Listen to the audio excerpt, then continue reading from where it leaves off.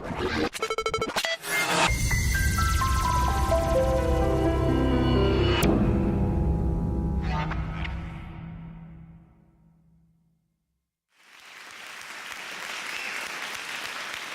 afternoon, TEDxLagos. How is everyone today? Great. In a few days from now, Nigeria will be 53 years old. It's a country that has come a long way. And I thought I'd take advantage of the opportunity I have today to walk through a story of this country and use it to underscore how one should actually look at pushing for prosperity. In 1960, when the country was born, it was a country of 45 million people, very diverse ethnic backgrounds, but very united, working together to build a country that would be prosperous, a country that would be an envy of several other nations across the globe. So much so that in 1973, when our own currency, the Naira, was introduced, the strategy that was behind that prosperous ambition of Nigeria was clearly indicated on the currency. And I imagine all of you know, at least the Nigerians in the room know what you have on the screen is. That's a Naira, the first Naira we had. And right in the middle of that, you find an image there. The image represents where that prosperity was coming from, what we could describe as the source of the country's wealth as at that point in time. You will see two men carrying some stuff and then climbing up. That picture you see there comes from the granite pyramids of northern Nigeria. In Kano, in the 1960s and into the early 70s, the country had loads of granite piled up, and it was a major source of income for the country, as well as export earner. This granite was not coming from only, it was coming from several villages and communities across over 30% of the country, stretch of northern Nigeria. In the southwest, you had a similar picture with cocoa and oil palm and a couple of other agricultural products being the source of revenue for rural dwellers, from where government in itself earned its own taxes and had some money. So, in summary, this map describes how the prosperity of this country at that point in time was being built bottom up. The brown stretch you have all above is the place from where you had granules, cotton, and a number of other crops. The green and gray patches below, at the lower part of the map, you had crops like cocoa, like I mentioned earlier on, oil palm, timber, and all of the stuff. In the middle stretch, you had all the small food crops, essentially maize, yams, and all of the stuff that fed the country. At that point in time,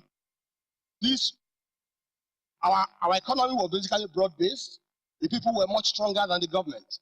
This slide illustrates what our situation was at that point in time. Our transportation system worked well. We had railways all over the country. A lot of things were moved, by rail from different parts of the country to places where they were required. Our roads were narrow, but they were solid and stable. You didn't drive on roads that had potholes, even though they were not wide highways as we seem to have today. Our educational system was very good. When I entered primary school and into secondary school, my first teacher was a Standard 2 graduate.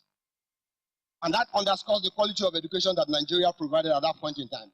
So much so that a Standard 2 graduate that can be equivalent to a Class 4 in a secondary school today was strong enough to train me and train me well.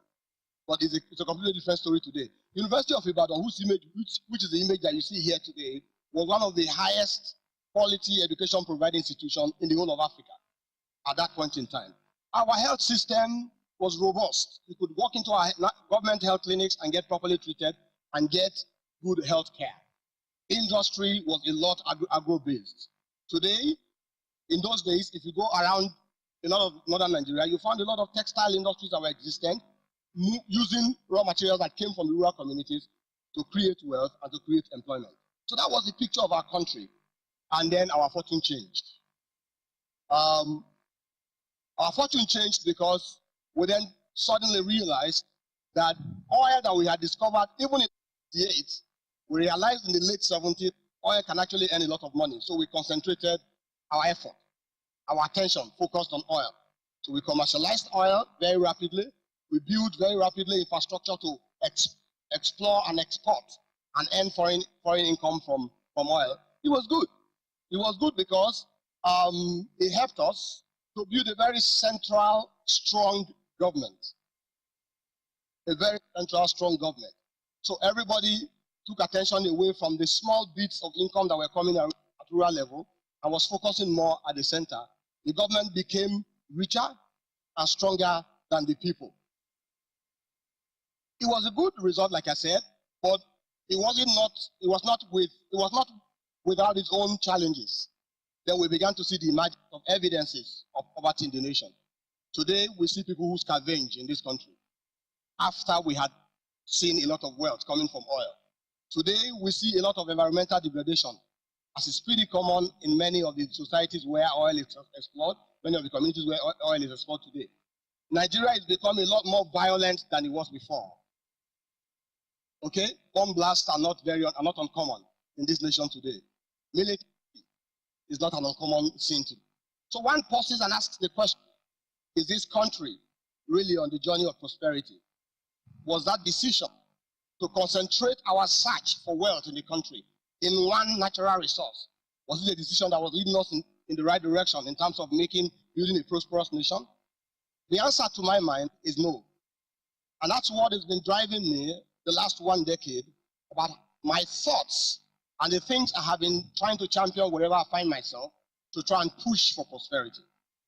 I then thought what to do is to recreate that broad-based bottom-up prosperity, to go back to where we can go to what is naturally existent in each of the rural communities, get the people focused on those things, and use that to create the prosperity, and then the prosperity can come bottom-up, so the nation becomes not as strong as the people, but rather the people become stronger than the nation, and then our society gets better.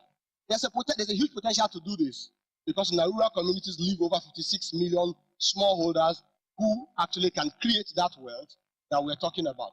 We have over 80 million cultivable land we can put to agriculture. We have abundant water resources. Our weather is absolutely perfect for agriculture.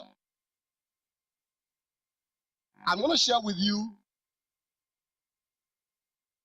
2 examples of people that I have worked with in the last 4 years who, in a bid to try and create this bottom prosperity, and I share with what has happened to them. The gentleman in the slide you see there, his name is Issa Buba. He's from Taraba State. He lives in a community called Bali in Taraba State. Issa Buba has an NCE, but after graduation, he didn't find a job, and all he could find to do was a teaching job Bali that paid him 10,000 naira per month. And when we started talking to Issa Buba 2010, the idea we sold to him was that it is possible to get prosperous within his community if he takes his attention off paid employment and do something with his hands. So with Issa Buba working with us, he went to start farming, and from 2010, in a 3-month cropping cycle, 225,000 naira profit. Now that compared to his 10,000 naira per month, he's made what he could make in 1.5, what could make in 1 year from his 10,000 naira per month in just 3 months from the factory. Now he took it on. So what he then did was to go ahead and educate several farmers in the community so that they can be like himself, start doing good farming practices so that they can increase yields as well and be less dependent on paid employment. Issa Buba had recruited 3 additional people who he's trained to join him to champion the change that we were trying to push to do in his community. The next example is a gentleman who is a pastor in Plateau State. He himself, being a pastor, had always spoken about the need to prosper and to do well from the pulpit. But we provided him an opportunity to do it a bit beyond the pulpit, take it into practical terms. So he went ahead and joined us to go around and educate farmers in his community on how to do farming, to produce more harvest and get money from there, and therefore create some wealth in the community. He's also made a lot of money. He made over 120,000 naira from his own farm in 3 months. And he's also made more than 200,000 naira from getting other farmers and helping them to access farm inputs that can increase their wealth. Remember the figure of 56 million smallholders that I showed you earlier on. If we get 56 million smallholders to be like these individuals that I've showed you in this example, it means that we're creating billions of wealth. We're creating a lot of money at the rural community. The attention will be away from looking for a share of the national cake. This is the same philosophy that John F. Kennedy had in his mind when he spoke to the Americans in his days, and he said, don't ask what your country can do for you, but ask what you can do for your country. My idea about how we can push towards a prosperous nation is to develop millions of Nigerians living in their rural settings, creating wealth, contributing to making their own lives better, and thereby doing something to empower the nation. We will get to a point where, if we do that, the individuals in the country or the communities and people living in communities will be much stronger than the government. People will look less at the center. Today, all the fight we see in political science because everybody's looking at the center. I believe that as Nigerians, everyone sitting around the room here can play a role in creating the wealth that this nation requires. If we told the fact and positive, we will soon become a truly prosperous nation. Thank you, ladies and gentlemen.